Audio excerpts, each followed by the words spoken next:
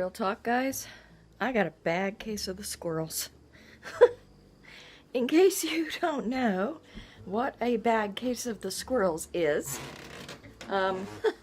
squirrels are, you're busy with something, you're doing something you're passionate about, and you're trying really, really hard to get that self-discipline down, and you're working, and squirrel. I got a bad case of the squirrels. Oh, that was our little boy. He was crowing. Our little rooster's crowing. Not that one. Oh, I was hoping he would do it again for you. So anyway, yeah. There he goes. Oh my gosh. Okay, I'm excited for that because what that crow means is that my birds are getting towards maturity. And I think that's really, really exciting because, guys, I want some eggs. But also, I'm excited because, once they reach that certain maturity level and they're producing, it like justifies everything that we've been through, all the losses and all the failures and setbacks, because that stuff happens. Oh, that's bright. Hey, Santana. Hey, looky girl. What you doing? Yeah. What are you doing? Where you at? I can't see you in my camera. Hang on.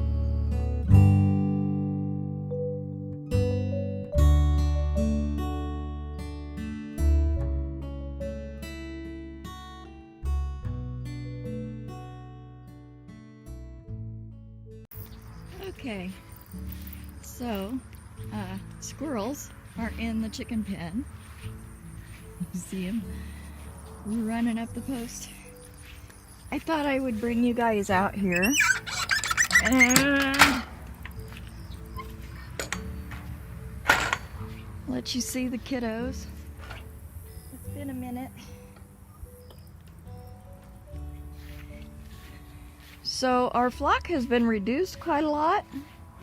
We sent a bunch of our roosters out to a new home this past week. There they go.